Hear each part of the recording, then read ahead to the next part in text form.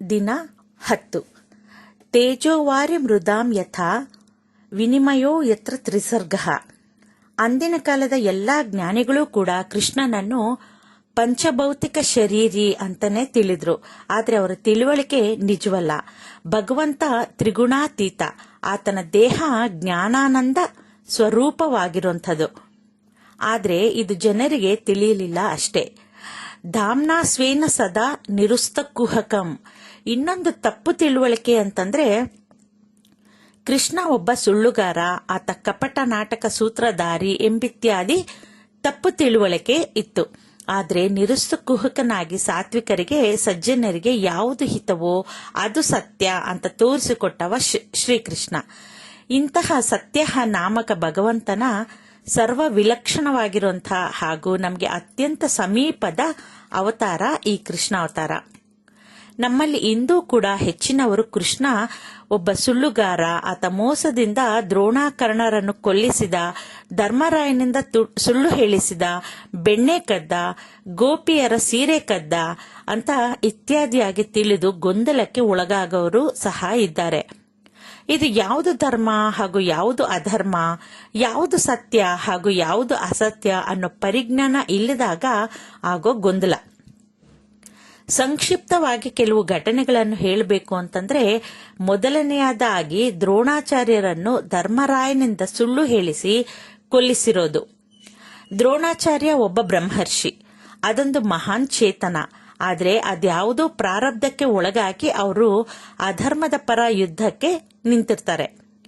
ದಿನಕ್ಕೆ ಕನಿಷ್ಠ 10,000 ಸೈನಿಕರನ್ನು ಕೊಲ್ಲುವುದಾಗಿ ಶಪಥ ತೊಟ್ಟು ಅದಕ್ಕಾಗಿ ಹಗಲು ರಾತ್ರಿ ಹೋರಾಟದಲ್ಲಿ ತೊಡಗಿರ್ತಾ ಇದ್ರು. ಇದು ಅವರಿಗೆ ಇನ್ನೆಂದೂ ಮೇಲಕ್ಕೆ ಏಳೋದಕ್ಕೆ ಅಸಾಧ್ಯವಾಗಿರುವಂತ ತಮಸ್ಸಿನ ಮಾರ್ಗ ಆಗಿತ್ತು. ಹೀಗಿರುವಾಗ ದ್ರೋಣಾಚಾರ್ಯರ ಉದ್ಧಾರ ಇದ್ದಿದ್ದು ಅವರ ಬದುಕಿನಲ್ಲ, ಬದಲಿಗೆ ಅವರ ಸಾವಿನಲ್ಲಿ. ಅವರೊಬ್ಬರ ಸಾವಿನಿಂದ ದಿನಕ್ಕೆ 10,000 ಸೈನಿಕರ ಮಹಾ ಪ್ರಾಣಹಾನಿ ತಪ್ಪುತ್ತದೆ ಮತ್ತು ಅವರು ಕೊಲೆ ಪಾತಕದಿಂದ ಪಾರಾಗ್ತಾರೆ. ಇಂತಹ ಮಹಾನ್ ಚೇತನವನ್ನು ಉದ್ಧಾರ ಮಾಡಬೇಕು ಅಂತ ಬಯಸಿದ ಕೃಷ್ಣ ಧರ್ಮರಾಯನಿಂದ ಸುಳ್ಳು ಹೇಳಿಸಿದ. ಇದು ಸಜ್ಜನರ ಉದ್ಧಾರಕ್ಕೋಸ್ಕರ ಭಗವಂತ ನುಡಿಸಿದ ದೊಡ್ಡ ಸತ್ಯ. ತಿರುಳನ್ನು ನೋಡದೆ ಮೇಲ್ನೋಟದಲ್ಲಿ ನಿಂತರೆ ಈ ಸತ್ಯ ನಮಗೆ ಅರ್ಥ ಆಗೋದಿಲ್ಲ ಅಷ್ಟೇ. ಇನ್ನೊಂದು ಘಟನೆ, ದುರ್ಯೋಧನನ ತೊಡೆಯನ್ನು ಭೀಮನಿಂದ ಕೃಷ್ಣ ಮುರಿಸಿರುವುದು.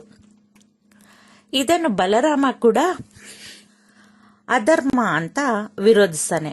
ಆಗ ಕೃಷ್ಣ ಕೊಟ್ಟ ಉತ್ತರ ಬಹಳ ರೋಚಕವಾಗಿದೆ. ಕೃಷ್ಣ ಹೇಳ್ತಾನೆ, ಧರ್ಮ ಆಚರಣೆ ಶ್ರೇಯಸ್ಸನ್ನು ತರುತ್ತದೆ ನಿಜ, ಆದರೆ ಯಾವುದು ಧರ್ಮ ಯಾವುದು ಅಧರ್ಮ ಅಂತ ತೀರ್ಮಾನ ಮಾಡೋದು ಕಷ್ಟ ಅಂತ. ಕೃಷ್ಣ ದುರ್ಯೋಧನನ ಉದ್ದೇಶಿಸಿ ಹೇಳ್ತಾನೆ, ನಿನ್ನ ತೊಡೆ ಮುರಿದಿದ್ದು ಅಧರ್ಮ ಎಂದಿದ್ಯಲ್ಲ, ಆ ತೊಡೆ ಎಂತಹ ತೊಡೆ?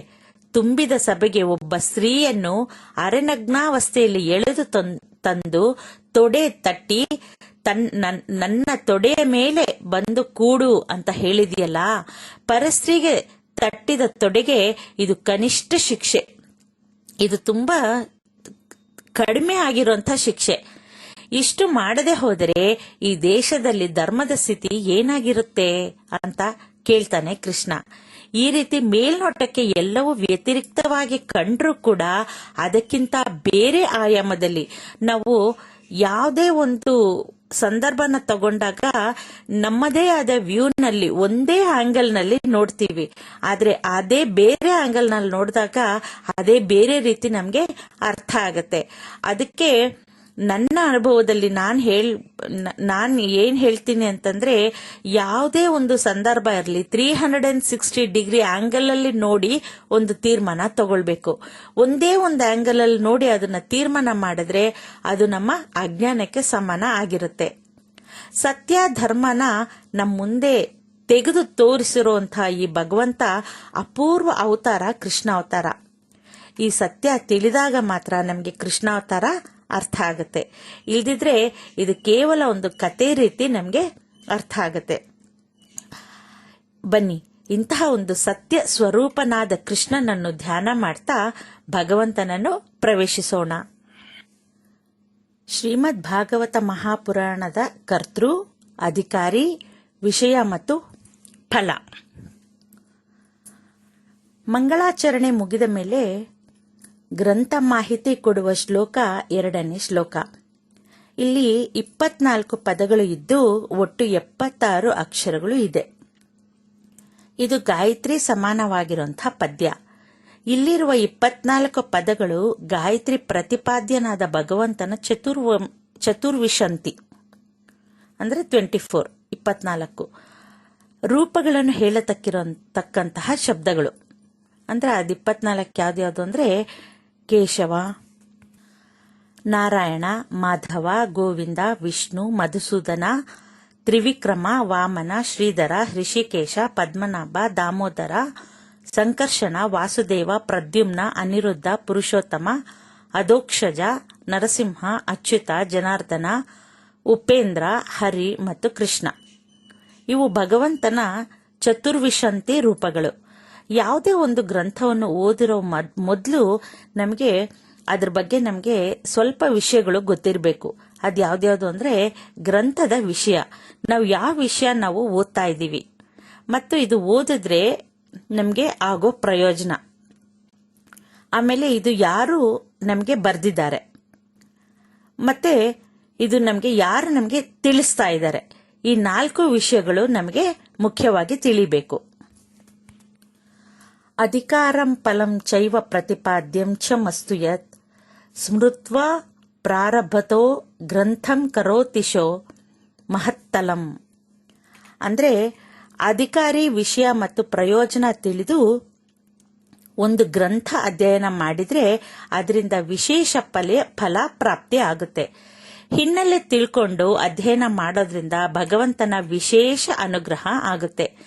ಇಲ್ಲಿ ಗ್ರಂಥದ ಅಧಿಕಾರಿಯಾದ ವೇದವ್ಯಾಸರು ಗ್ರಂಥದಲ್ಲಿ ಬರುವ ವಿಷಯ ಮತ್ತು ಶ್ರೀಮದ್ ಭಾಗವತ ಓದುವುದರ ಮಹತ್ವವೇನು ಅನ್ನೋದು ನಮಗೆ ವಿವರಿಸಿದ್ದಾರೆ. ಧರ್ಮ ಪ್ರೋಜಿತ ಕೃತವೋತ್ರ ಪರಮೋ ನಿರ್ಮತ್ಸರಾಣಾಂ ಸತಾಂ ವೇದ್ಯಂ ವಾಸ್ತವ ಮತ್ರ ಮಸ್ತು ಶಿವದಂ ತಾಪತ್ರಯೋನ್ಮೂಲನಂ ಶ್ರೀಮದ್ ಭಾಗವತೆ ಮಹಾಮುನಿ ಕೃತೆ ಕಿಂ ವಾಪರೈರೀಶ್ವರಃ ಸದ್ಯೋ ಹೃದಯವರುದ್ಯರ್ಥೇತ್ರ ಕೃತಿಭಿಃ ಶುಶ್ರೂಷುಭಿಸ್ತಕ್ಷಣಾತ್. ಗ್ರಂಥದಲ್ಲಿನ ವಿಷಯದ ಕುರಿತು ವಿವರಿಸುತ್ತಾ ವ್ಯಾಸರು ಹೇಳ್ತಾರೆ, ಅತ್ರ ಧರ್ಮ ಪ್ರೋಜಿಕೈತ್ವ ಪರಂ ಅಂತ. ಇಲ್ಲಿ ನಿಜವಾದ ಧರ್ಮ ಯಾವುದು ಅನ್ನೋ ತಿಳುವಳಿಕೆ ಕೊಡೋ ಗ್ರಂಥ ಈ ಭಾಗವತ ಅಂತ ಹೇಳಿದ್ದಾರೆ ವ್ಯಾಸರು. ಈ ರೀತಿ ಧರ್ಮದ ಕುರಿತು ಹೇಳುವಾಗ ಪ್ರೋಜಿತೈಕೈವತಃ ಮತ್ತು ಪರಮಃ ಅನ್ನೋ 2 ವಿಶೇಷಣಗಳನ್ನು ಬಳಸಿ ಹೇಳಿರೋದನ್ನ ನಾವಿಲ್ಲಿ ಗಮನಿಸಬಹುದು. ಇದು ಧರ್ಮದ 2 ಆಯಾಮವನ್ನು ಹೇಳುತ್ತೆ.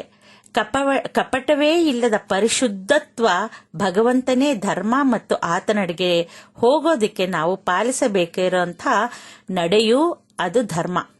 ಸಾಮಾನ್ಯವಾಗಿ ಪ್ರಪಂಚದಲ್ಲಿ ಜನರು 2 ಕಾರಣಗಳಿಗಾಗಿ ಧರ್ಮಾಚರಣೆ ಮಾಡ್ತಾರೆ. ಒಂದು ಭಯದಿಂದ, ಇನ್ನೊಂದು ಫಲಾಪೇಕ್ಷೆಯಿಂದ. ಧರ್ಮನ ಏನಕ್ಕೆ ನಾವು ಆಚರಣೆ ಮಾಡ್ತೀವಿ ಅದು 2 ತರ ಇದೆ. ಒಂದು ಭಯಕ್ಕೋಸ್ಕರ ಮಾಡ್ತಾರೆ, ಅಯ್ಯೋ ನಾನು ಧರ್ಮನ ಬಿಟ್ಬಿಟ್ರೆ ನನ್ಗೇನಾದ್ರೂ ಕೆಡುಕಾಗ್ಬೋದು ಅನ್ನೋದು ಒಂದು. ಇನ್ನೊಂದು ನನ್ನ ಧರ್ಮನ ಕರೆಕ್ಟಾಗಿ ಪಾಲಿಸಿದ್ರೆ ನನ್ಗೇನೋ ಒಂದು ಸಿಗುತ್ತೆ ಅನ್ನೋ ಒಂದು ಅಪೇಕ್ಷೆಯಿಂದ.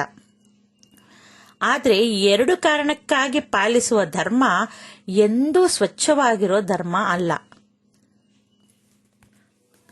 ಆದ್ರಿಂದ ಭಾಗವತ ಹೇಳೋದು ಏನು ಅಂತಂದ್ರೆ ಯಾವುದೇ ಭಯ ಅಥವಾ ಫಲಾಪೇಕ್ಷೆ ಇಲ್ಲದೆ ಇರುವಂತಹ ಧರ್ಮದ ನಡೆಯನ್ನು, ಅದನ್ನೇ ಪ್ರೋಜಿಕ ತೈವಹ ಅಂತ ಹೇಳಿದ್ದಾರೆ. ಇನ್ನು ಏಕೆ ಇಂತಹ ಧರ್ಮಾಚರಣೆ ಮಾಡಬೇಕು ಅನ್ನೋ ಪ್ರಶ್ನೆ. ಯಾಕೆ ಅಂತಂದ್ರೆ ನೋಡಿ, ಈ ಧರ್ಮ ಅನ್ನೋದು ಒಂದು ಧರ್ಮ ಅಂತಂದ್ರೆ ಒಬ್ಬೊಬ್ರಿಗೆ ಒಂದೊಂದು ಧರ್ಮ ಇರುತ್ತೆ. ಇವಾಗ ಚಳಿ ಅಂತಂದ್ರೆ ಅದಕ್ಕೆ ಧರ್ಮ ಯಾವುದು? ನಾವು ಸ್ವೆಟರ್ ಹಾಕೊಳ್ಳೋದು. ಸ್ವೆಟರ್ ಹಾಕೊಳ್ಳೋದು ಧರ್ಮ ಅಂತ ಇದ್ದಾಗ ಮತ್ತೆ ತುಂಬಾ ಬಿಸಿಲುಗಾಲದಲ್ಲೂ ಸ್ವೆಟರ್ ಹಾಕೋಬೇಕು ಅನ್ನೋದಾ? ಅಲ್ಲ ಅಲ್ವಾ? ಈ ಧರ್ಮ ಅನ್ನೋದು ಕಾಲಕ್ಕೆ ಮತ್ತು ಸ್ಥಳಕ್ಕೆ ಅದು ಅನುಗುಣ ಆಗಿದೆ. ಒಂದೊಂದು ಕಾಲಕ್ಕೆ ಒಂದೊಂದು ಸ್ಥಳಕ್ಕೆ ಒಬ್ಬೊಬ್ಬರಿಗೆ ಒಂದೊಂದು ಸಲ ಒಂದೊಂದು ಧರ್ಮ ಇರುತ್ತೆ. ಯಾಕೆ ಅಂತಂದ್ರೆ ಈಶ್ವರಾರ್ಪೇಣ ಪರಮಃ, ಫಲಾಪೇಕ್ಷೆ ಇಲ್ಲದೆ ಮಾಡೋ ಧರ್ಮ ಪರಮ ಮಾಂಗಳಿಕ. ಅದು ಭಗವಂತ ಪ್ರೀತನಾಗಲಿ ಅಂತ ಅರ್ಪಣಾ ಭಾವದಿಂದ ಮಾಡೋ ಕರ್ಮ. ಅಂತಹ ಶ್ರೇಷ್ಠವಾಗಿರುವಂತ ನಿಷ್ಕಪಟ ಧರ್ಮವನ್ನೇ ಭಾಗವತ ಹೇಳುತ್ತೆ. ಒಟ್ಟಿನಲ್ಲಿ ಹೇಳಬೇಕು ಅಂತಂದ್ರೆ ಭಾಗವತ ಕಪಟವಿಲ್ಲದ, ಫಲದ ಆಸೆ ಇಲ್ಲದ, ಕೇವಲ ಭಗವಂತನ ಪ್ರೀತಿಗಾಗಿ ಬದುಕನ್ನು ಮೀಸಲಿಡೋದಕ್ಕೆ ಮಾಡಬೇಕಾಗಿರುವಂತಹ ಧರ್ಮವನ್ನು ಹೇಳೋ ಗ್ರಂಥ ಇದು. ಧರ್ಮದಿಂದ ವೇದ್ಯನಾದ, ಧರ್ಮದ ಮೂಲಕ ಪಡೆಯಬೇಕಾಗಿರುವಂತಹ ಭಗವಂತನನ್ನು ಹೇಳುವ ಗ್ರಂಥ. ಈ ಗ್ರಂಥದಲ್ಲಿ ಮನಸ್ಸಿಟ್ಟರೆ ಪಡೆಯಲಾಗ